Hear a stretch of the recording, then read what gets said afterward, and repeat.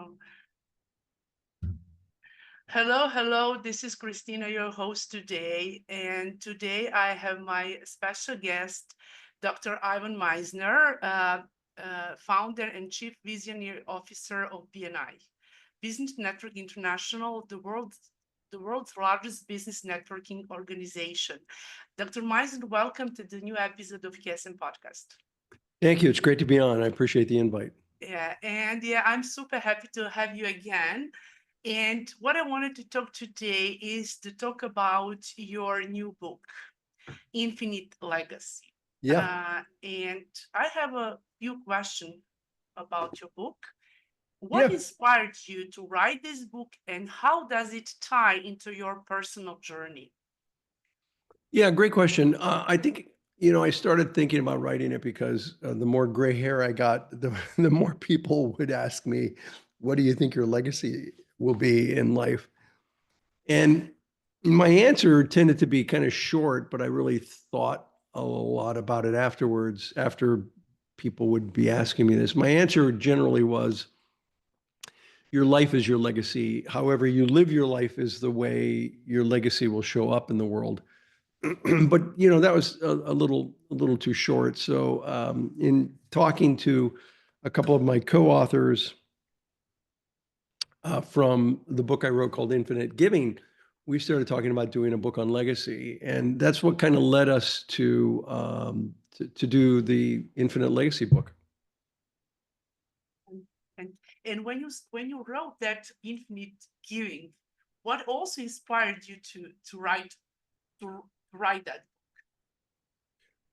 What inspired me to write Infinite Giving? Infinite Giving was it flowed from the concept of giver's gain. And so what does giver's gain really mean? What's giver's gain about? And so I worked with my co-authors to do that book, and that really kind of clarified to a lot of people what this concept of giver's gain is all about. And from that, then we decided to do the Infinite Legacy. And I think of all the books I've written, and I've done, I think I'm at 31 now. I think the opening to Infinite Legacy is probably one of the best openings I've had in a book. And it opens with this story, true story, about somebody more than 100 years ago who was sitting in a coffee shop.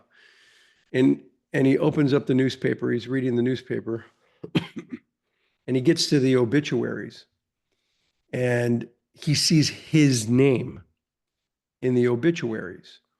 And his first thought is, well, this is clearly a mistake. My brother died, earlier this year. It must be about him. And he read the obituary. It wasn't a mistake. It was about him. It was his bio. And the obituary opened, the opening line to the obituary was, "The merchant of death has died." And he obviously he didn't want to be remembered as the merchant of death. And the reason they called him that was that he invented dynamite. And he invented dynamite to knock down buildings and to do mining. But of course, dynamite was used in warfare. And so not long after he sat down, and on one sheet of paper, he hand wrote the outline for a charitable organization that he wanted to create that would recognize leaders in mathematics, in science, in literature, and almost no one remembers this person as being the inventor of dynamite, but almost everyone remembers Alfred Nobel. So Nobel invented dynamite. And as a result, in reading this obituary, he decided that he wanted to leave an intentional legacy rather than an accidental legacy. And his accidental legacy was that something he invented changed the world in a very negative way. So he wanted to change the world in a very positive way, and created the Nobel Prizes. And the Nobel Prizes actually come with a money award, which a lot of people don't know. I think it's now over $1 million with the Nobel Prize. So he put hundreds of millions of dollars, most of his wealth, into the Nobel Prizes. And of course, one of the prizes is the Peace Prize, which is appropriate given Very his interesting. And when obituary. you Yeah. mentioned, I was listening to one of your podcasts when you mentioned that you're talking about your book Infinity Legacy and intentional legacy, that Yeah. sometimes it's not too much just to be financial legacy, just to be incorporated and in connected with your with members of your community and build Yeah. that kind of legacy in terms of Yeah, that's a big influence. emphasis in the book because there aren't as many millionaires as non-millionaires and or multimillionaires. But our argument in the book is that you can leave an amazing legacy without being a millionaire. You don't need to be a millionaire to leave a legacy like Nobel did, which was incredible. But the thing is that he determined that he wasn't going to leave an accidental legacy. It was going to be an intentional legacy. And so we argue in the book that anyone can leave an intentional legacy. And one of the things that I talk about in there is that my parents. My parents were, reasonably low income, blue collar worker. My dad, my mom was a stay-at-home mom because she had health issues. So we never had much money. So they left no financial legacy to speak of. But they left a legacy, and their legacy was what they taught me. If I have any people skills at all, it's from my mother. My mother taught me how to interact effectively with people. And I got my work ethic from my father. My father had an amazing work ethic.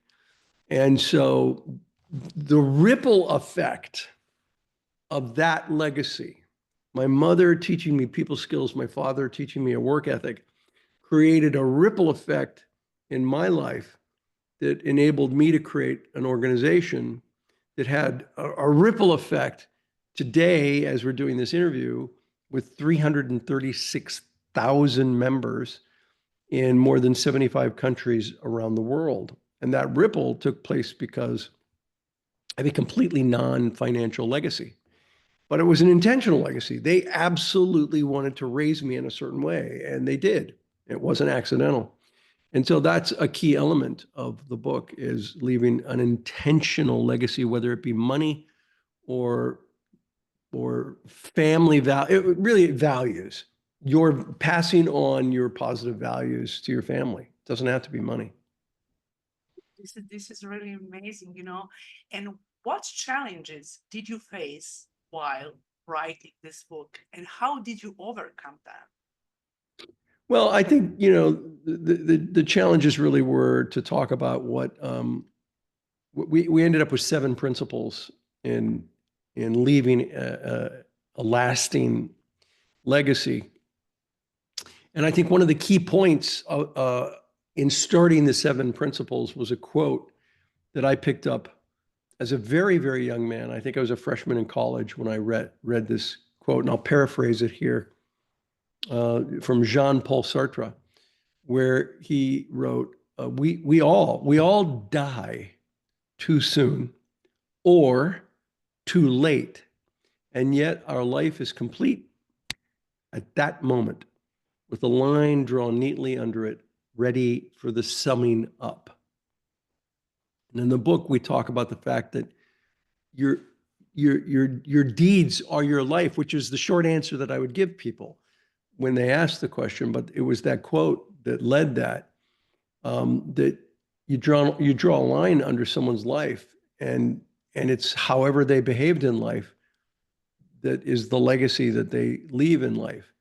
And so in the book, we talk about the 7 principles of the legacy that you want to leave, when that line is drawn neatly under your life, and that line can be drawn at any moment, at any time, expected or unexpected.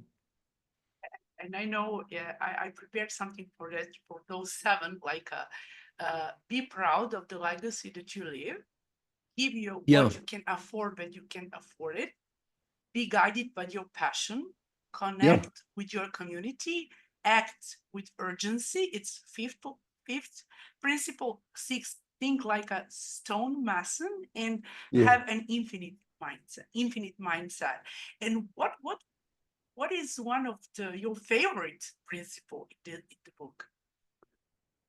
Well, Or all, all asking, are favorites. well, that's like, they're all important. I think, it's like asking, what's the one principle to be successful in life? And the answer is, there is no one principle. It's, Yes, it's, yes. it's, I'm just it's, it's always a recipe. And yes. so this was the recipe. And, it's like, what's the recipe for a good meal? One ingredient does not make a great meal. There's got to be This a is so true. few things put in there and some spices and whatnot to make a great meal. And so, if not all seven, many of these seven, I think, are really important. And I think the first is, as you said, to be proud of your legacy. And Nobel was not proud of his legacy. He absolutely was not proud of it because he was leaving an accidental legacy. And so the first question that people should ask themselves is, am I leaving an accidental legacy or an intentional legacy? And if I'm leaving an accidental one, I may not be proud of it. So what would make me proud of the legacy that I'm leaving, with or without money? Because money is, I know a lot of rich people who leave a horrible legacy in their life. So money is not the only determining factor. It can be a great tool to leave a great legacy, but it's not the only one. So whatever it is, leave a proud legacy. My parents, I'm not sure they ever realized. It was intentional for sure, but I'm not sure they ever realized the legacy that they left by what they taught me. Um, the second one that you mentioned is, to give what you can afford, and what I love about that concept is, give from your saucer, not your cup. That that I know people who they're giving from their cup, and then they find their cup empty, and they're like, I've done all of this, and my cup is empty, and I don't know what to do next, and I can't afford to pay rent, and I can't do this, or I can't do that. So, we suggest, don't give from your cup, give from your saucer. Whatever it is that you do, be successful at it, and let your cup overflow. And as your cup overflows, you give freely from that saucer. And as you become more successful with experience or financially or whatever it is, your cup is bigger, and the overflow is bigger, and the saucer is bigger, and so you give more. So that second principle is a really important one to me. Give from your saucer, not your cup. When I was a young man, I had no money. So what I did in terms of charitable work was, I was a big brother. I gave my time. But as I became a little bit more successful, I joined service clubs where we could serve the community. And then I joined a children's center on the board. And then I joined a university on the board. And so as I became more successful, my cup became bigger, the saucer became bigger, and my contributions in time and money became bigger. Those are the first two. What would And you the like to talk passion about is next? so good. As you mentioned, all ingredients in one space, because we cannot have only one principle, so we can mixture it, all Yeah. those seven and more, depends of people, and this with community connection. This is so like a passion and community, as you've done in your BNI organization. Yeah, connecting with your community is really important. There's a lot of research that's out there that talks about people being happier when they have a community, but also being healthier. There's actually hard evidence that shows that when you have a strong network, you're healthier. And when I first read that many years ago, I was like, wait a minute, how's that possible?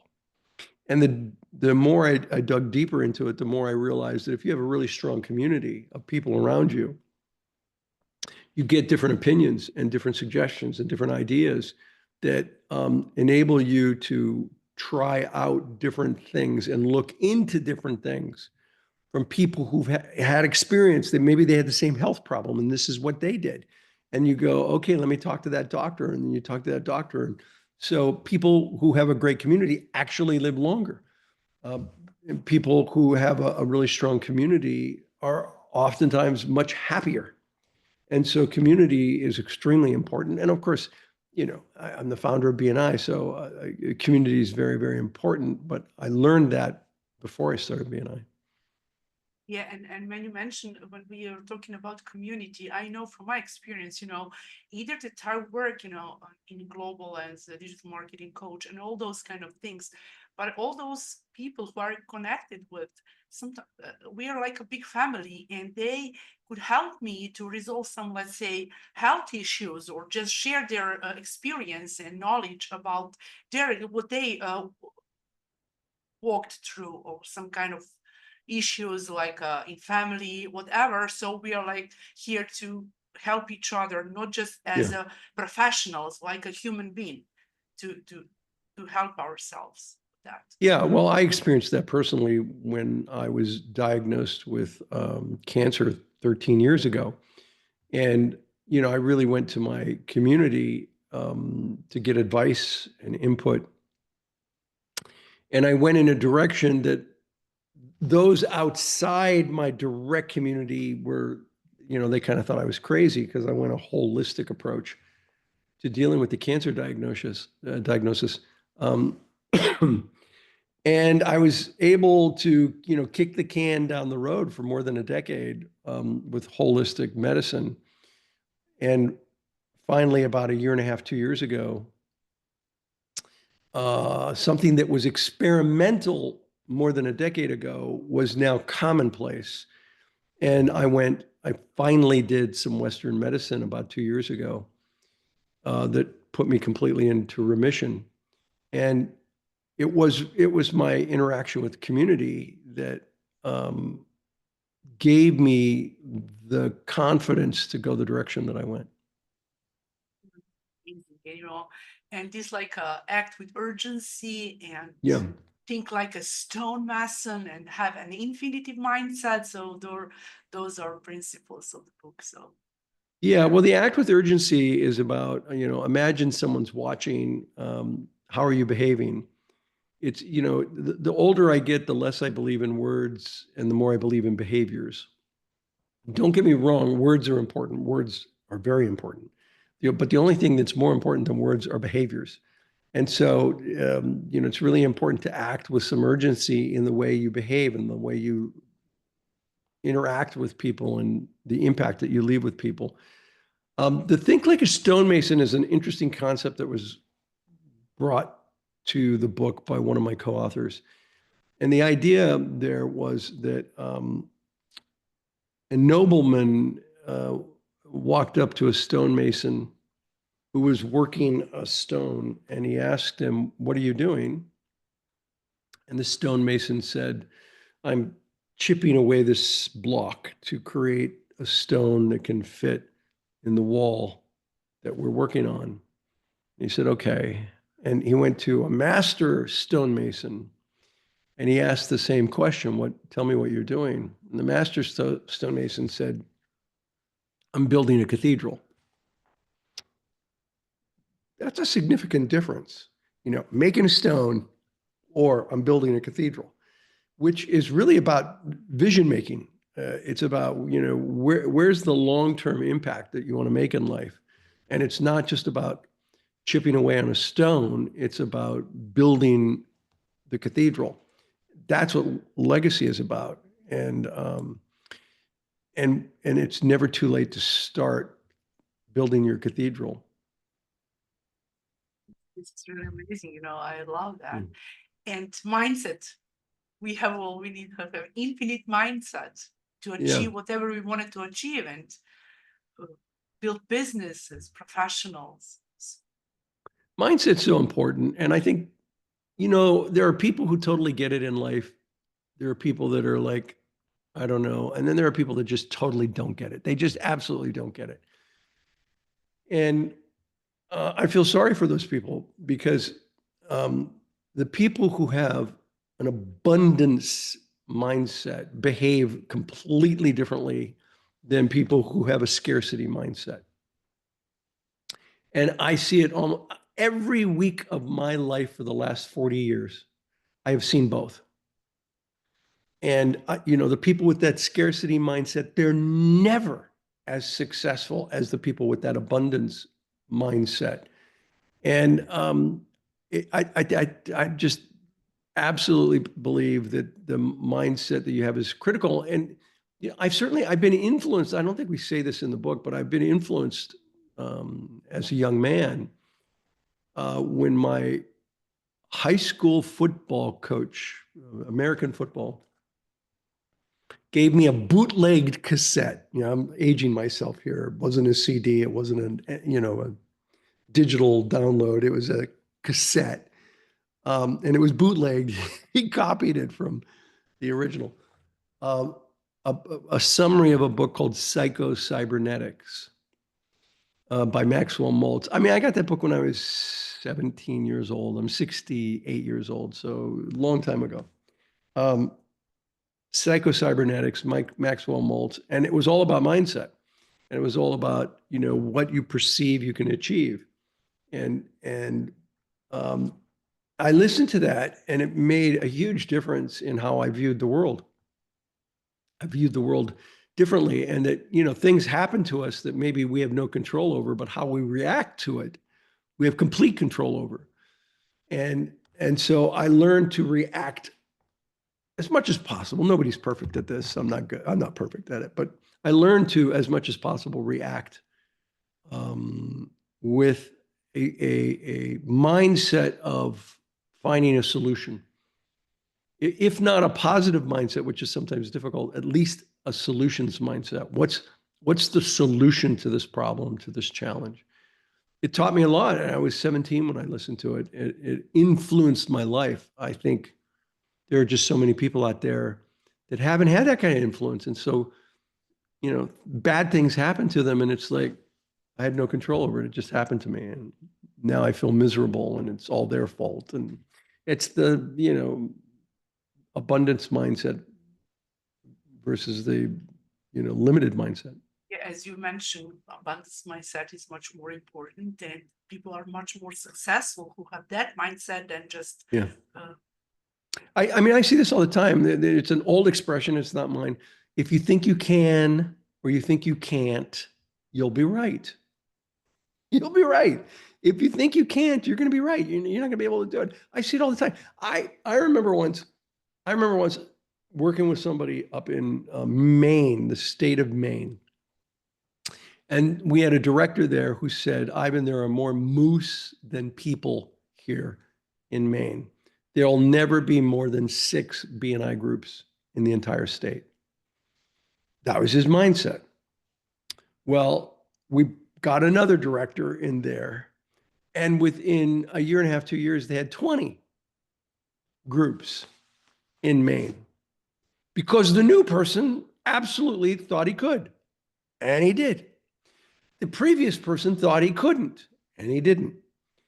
And all too often, if you think you can or you think you can't, you're going to be 100% right. this is so true, And Dr. Meisner, I wanted to let's dive into this year, in January 8th, 2025, was 40 years of Yeah. BNI anniversary. And I wanted to share something. When Dr. Meisner started BNI as one group in the Southern California, he honestly didn't think that at that time this was going to be a global organization.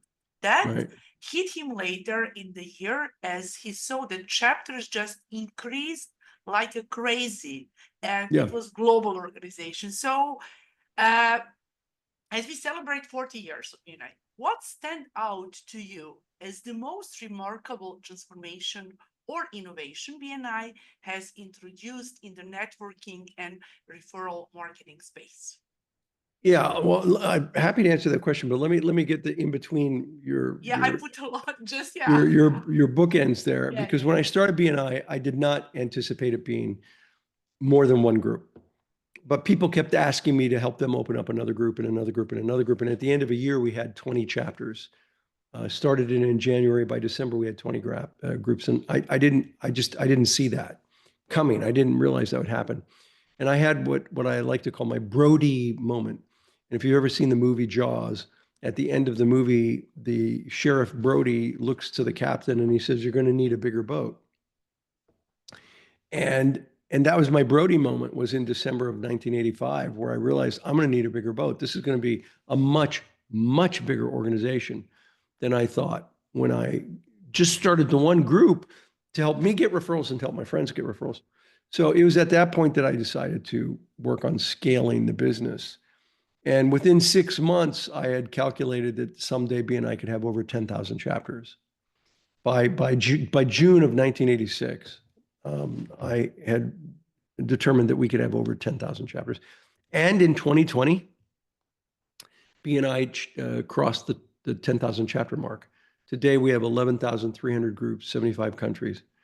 So your question, I think, was, what has amazed? I was literally to try to be faster in reading. Yeah, question was as BNI celebrate 40 years anniversary, and what stand out to you as the most remarkable transformation or innovation BNI has introduced in the networking and referral marketing space? Well, I think there's several things. One is our philosophy of givers gain, the idea, because a lot of people think they use networking as a face-to-face cold calling opportunity, right? It's hi, Kristina, my name's Ivan, let's do business, and they go right into making networking a transactional process. And what we try to do in BNI is make it a relational process. Let me build a professional relationship with you where you trust me, and then we do business. That's a whole different mindset than networking was when I first started BNI. And I realized that wouldn't work. It had to be relational. So, I mean, that's absolutely one.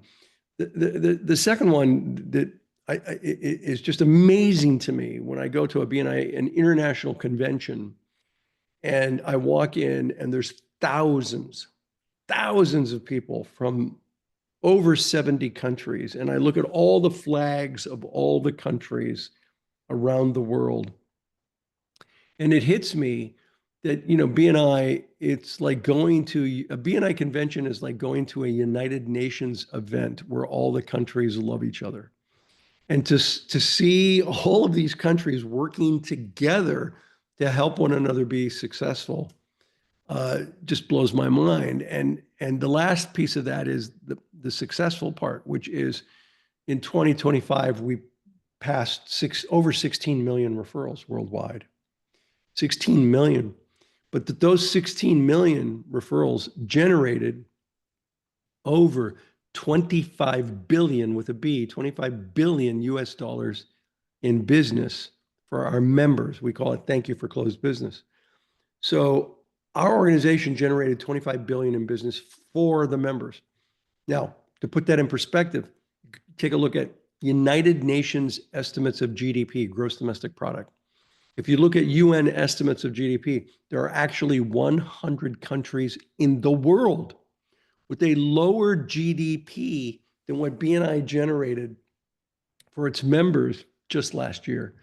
And that's what I think surprises me the most in this organization, is that we're impacting communities all around the world in the same way countries create GDP.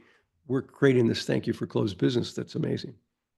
You mentioned that all those income BNI is more. It's more than in all those countries. Yeah, more than 100 countries GDP. And now BNI is, in 72 countries. Am I right? Yeah, it's more than that. I think it's 75. 75. Yeah. And congratulations really on this such an amazing networking organization. Thank you. Around the world. And the growth of BNI has been phenomenal. and Yes. expanding across countries and cultures. From your perspective, how has BNI maintained its core values with adopting to a global digital first business world? Like, you know, today we have much more in digital space and online space as we do today our podcast. So this is Yeah. thankful to technology and other. Well, the technology has been a force multiplier. It's been a force multiplier in our ability to communicate with members worldwide.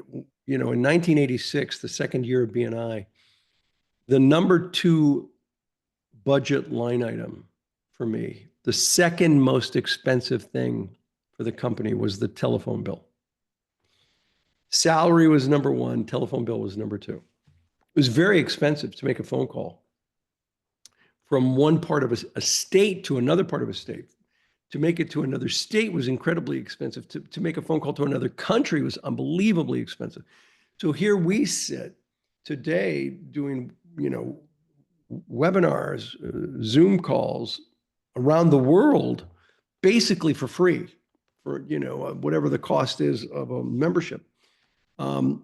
If I had to find the telephone bill in our budget today, I couldn't even, I wouldn't even know where to begin. It's inconsequential. So technology has flattened the communication hierarchy. It's enabled me to talk directly to members, like BNI podcast. We're as of this recording, we're at 899 podcasts. And so I can talk directly to members through the technology, and they can listen to me directly. They can post messages. I read all the messages that get posted up there. And so I think the technology is a force multiplier, and it will continue to be. Today with AI, we have to really take that into consideration. And how do we implement AI effectively into our networking opportunities? Yeah, and when you mention I think that AI is such a great tool to help people to fast, just to be much more faster in their businesses, but also we need as a human being to use our brain, as I said many times, because it could be such a help, but also we need to think about it to put and in terms, let's say like GPT chat or whatever, we can create that, but we need also to recreate that sentence or that content and however. But it's so helpful and very, very useful too. Yeah, I mean, look, it can be abused at this point, as any technology can, but it can also be incredibly useful.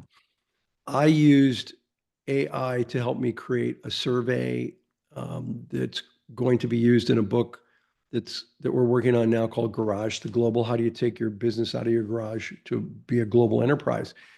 And doing effective surveys, we ended up with 2,200 responses on this survey.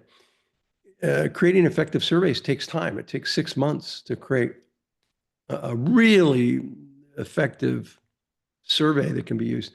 I did it in about 2 or 3 weeks with AI by putting in the topics that I thought were relevant, getting responses, putting in some more ideas, getting responses, and then one test. Normally, I'd have to do 2 or 3 tests that would take weeks and weeks to get back responses. I did one test. I only got one response on, hey, did you think about this? I'm like, no, we didn't, nor did AI. We added it. And so AI can be very effective for things like that. I had a driver, a sedan service, a driving service that drives me to the airport. And he was saying, I don't know who my power team is. The power team are people that are in compatible, non-competitive professions that can help each other. He said, I really don't know what my power team is. And I got on AI and I said, this is what a power team is. I put in my definition of a context sphere and a power team. And I said, what would be a good power team for a sedan service? And it gave all kinds, and I shared it with the guy, and he's like, I never thought about that. Like a wedding planner make a great power team because people come into town for a wedding. They don't live locally. They come into town. They need a driver. And so a driving service, a high-end hotel is another one. A travel agent, or not a travel agent, a real estate agent. Because in real estate, people might move from one city to another city. They move to the city. They need transportation, and a high level person who's going to be buying a nice house. They're not going to just want to Uber. They might want a driver. And so there were like 10 different professions. And he looked at this and he was like, half of these I would have never thought of. So AI can be used as a tool to improve your business. It can also be used as a crutch, but I find it very effective as a tool. Yes, and I think that, but we all think that in the future and nowadays, we're still in that moment that many new business position will be open Yeah, for as a for employees, just to work on that and in terms to be AI facilitator or whatever kind of business we, especially as BNI professionals, can use it and help yeah. ourselves to um, about for our business also. I mean, the one thing I would equate it to, that it's not a perfect analog, but it's somewhat similar, is that when I was a young man, my teachers would not let me use one of these in class because they said you gotta figure it out yourself. You got to do the calculations in your head. And today, I mean, everybody's like, just use the calculator, you know. And is that good? I don't know. But the horse is out of the barn, and people use calculators, and students use calculators. And I think AI has a similar thing. It's like, well, you don't want to put everything on AI. Well, no, but you also don't want to not use it either. It's got to be used and used appropriately. And so I think AI is out of the barn, and let's use it appropriately. Well, I'll give you an example of what I mean by not using it appropriately. I taught at a local university in the MBA program, and I taught a leadership. It was when AI just really first came out, and I found 1/4 of my class did their entire papers on AI. And I didn't even think of that. It didn't even enter my mind that they would, but it hit me when I read one, and it just didn't seem like their voice. And so I ran it through an AI detector, and it was written by AI. And then I ran all the papers through, and 1/4 of the papers were written by AI. And so that's the misuse of AI, when you're unwilling to think about what kind of leader you want to be in an MBA class. That's the misuse of it. But there are appropriate, effective uses for AI also. And so we need to educate ourselves how to use it in positive, to know Yeah. what is negative way to use it. Yeah. I mean, it's important for us to think. Yeah, that's of course. And Dr. Meisner, after celebrating 40 years, and how BNI is going to look toward the future, how do you envision the organization, let's say, continuing to evolve over the Yeah. next 10 or 20 years, especially with advancement in technology? We mentioned that in the way that business operates. Yeah. Well, I mean, that's a perfect segue, what we're talking about, into where I see Yeah. the future of networking groups like BNI. So in 2019, I said to a group of BNI directors, the future of um, networking is going to be online, and they went apoplectic. They were like, the old man's losing it. What's he thinking? Um, and I said it was because of technology. I didn't see COVID coming, but when COVID hit, boom, we had almost 10,000 chapters transition. It was 9,800 groups then transition from in person to online within months. So I believe that technology is changing so quickly that you are either going to be disrupted or you are going to lead the disruption. I choose to lead the disruption. And I believe that AI can be effectively used with businesses, particularly on an educational basis. Meaning, and instead of, I've got 899 podcasts, and instead of going through those podcasts and trying to figure out where is a podcast on X, to have an AI chat bot with the podcast where you can just say, what's Ivan's opinion on inviting visitors? And it might even be my voice that would say, okay, here are 3 things that you want to do in order to invite a visitor very effectively. Or what are the, if you want to coach a chapter to greatness, what are the elements? All right, here are 10 elements that you can do. And so this interaction of AI, and you have artificial Ivan who's answering questions that people have, so that rather than make it up, they're asking questions and getting, and they get what feels like a personal response. That's not happening quite yet. It's happening more than people think. It's not happening quite yet, but it's inevitable within a few years. It is happening slightly. I mean, for example, I'll give you an example. I asked ChatGPT when Infinite Legacy came out. I asked, these are all the things I'm doing to market the book. And I put everything into it. And this is the book. This is what the book is about. These are all the things I'm doing to market the book.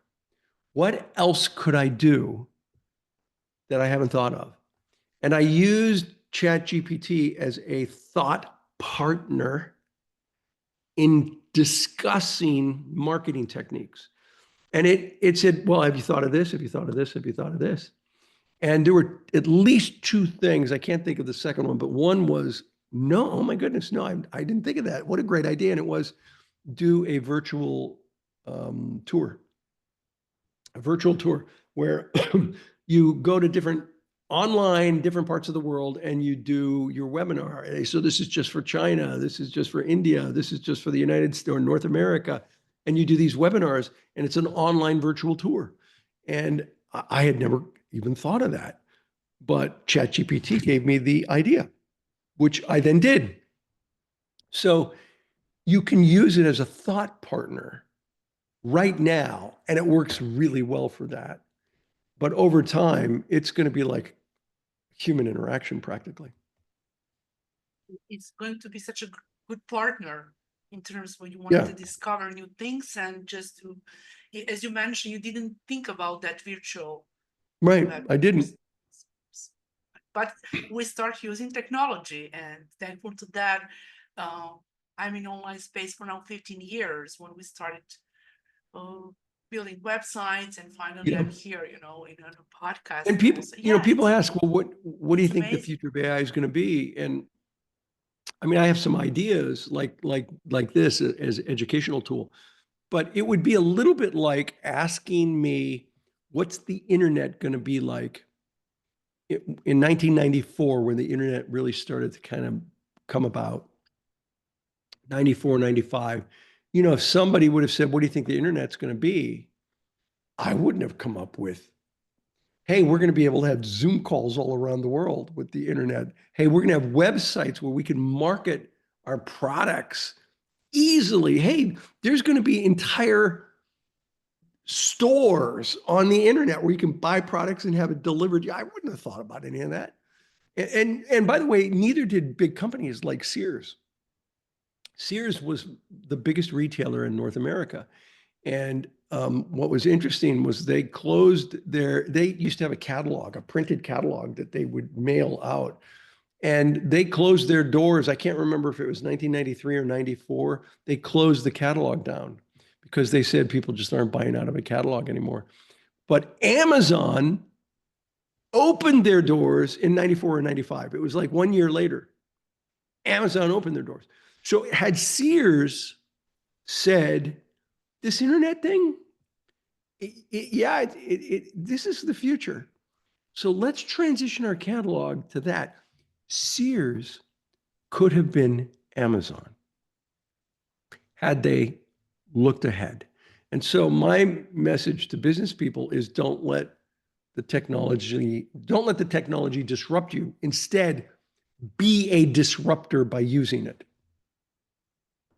Yeah, this is so true. And finally, I wanted to talk about with you BNI Global Convention. Yeah. Little bit, it was in Hawaii last year, and the new Was. one this year is going to be in Australia. Can Yeah. you share with us your impression from BNI last year in Hawaii, and a little bit about a couple words about in Australia? So this is such, as you mentioned once, that there are many people from all around the world, but for people, just to share with us and invite BNI members to join convention in Well, yeah, Melbourne listen, this year. BNI people anywhere in the world, and even non-BNI members, you're welcome to come to the members sessions of our conventions. We have thousands of people who attend, anywhere from 2,000 to 3,000 people attend, depending on where it's at. And it's all about teaching people how to network effectively. We bring in some great outside speakers. I think in Sydney this year, they're going to have me do my primary keynote, which is networking for success. It's really the keynote that I'm asked to do more often than anything. And so if you really want to learn how to network effectively, you should come to one of our conventions. We've had them in Madrid, in Thailand, in Bangkok. We've had them, as you said, in Hawaii, several in the US, like in Long Beach and LA, Singapore. They're great events, and they're so positive. It's like everybody is so positive. You hear all these different languages and accents, and it's like going to the UN where everyone loves each other. And when you start talking there, stage, however, how do you feel? Oh, that's a great question. And my answer will surprise most people. I am always nervous. But positive, I mean. Well, I'm positive, but I feel, you said, how do I feel when I go on stage? Yeah, yes. Yeah. I'm excited, but I'm also nervous. And a lot of people think, well, I mean, I have spoken for 40 years, Yeah, thousands and thousands and I know. thousands and thousands of people. But I'm always a little bit nervous before I go on because I always start thinking, am I going to nail this? Especially if I have a new talk, a new book. Am I going to nail this? What if I don't nail this? They're bringing me in to speak so that I can motivate everybody. What if I don't? And, all that's going through my head. And that happens to a lot of people. And so here's my advice to people. If you're getting nervous before you go on and speak, use it as a tool to get the adrenaline going to do your best. Because I learned many, many years ago, I learned it by accident. I learned it because I was in the back of the room, somebody was asking me a question, and then all of a sudden I heard my bio and I'm being introduced, and I'm like, I think I'm going up on stage, excuse me. And I went up and I wasn't nervous because I hadn't thought about anything because I was talking to somebody. And I went up and I did not start well. It was slow. And what I realized was just a little bit of nervousness actually gets the adrenaline flowing. And when the adrenaline's flowing, use it as a tool. Don't use it as an excuse. So you use it as a tool to really be excited and on top of your game. And so I do get a little bit nervous before I go up and speak, but I also prepare to do a 1 hour talk. I generally spend 40 hours. 40 hours to Interesting. prepare a 1 hour talk. Now, once I have that 1 hour talk, then, I'll spend 15, 20 minutes updating it to do it the second time or the third time or the fourth time.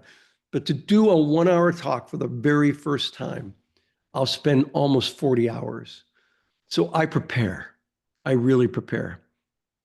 And you mentioned sometimes when you go somewhere like this, that we do at something like for the first time, either that you mention that you're 40 years area of talking and have a speech and your podcast and also this is and talk all around the world. Yeah. In many Yeah, I've talked all around the world in more countries than I can count. I mean, at least 30, 40, 50 countries. Yeah. And for me, it's so excitement today to talk to you, and we all feel nervous in some way. Oh, you're and, cute. and Well, you had great questions. These were good questions. thank you, thank you so much. And before we time goes fast, I have many questions for you, but I asked you a lot. And what listeners who are interested in starting their own business journey toward building a legacy, where would you suggest they to begin, for example, maybe? Well, I mean, it depends on where you're at in your journey. If you really want to scale your business, I'm working on a book called Garage to Global. When that comes out, that would be the first thing I'd recommend. But I would pick up a book like Michael Gerber's The E Myth, which stands for the entrepreneurial myth. It's an old book. It's been around for 30 plus years. It was the book I used to get ideas to scale BNI. And I know I didn't know Michael then. Michael's a friend now. I highly recommend The E-Myth as a book to get started. And then, if you don't have a business degree, pick up a book like The 1 Minute Manager, because it's simple and easy, and you can be an effective manager by just reading that really quick book. And I know I've met Ken a couple of times, Ken Blanchard, and so it's a really good book. I'd start with those.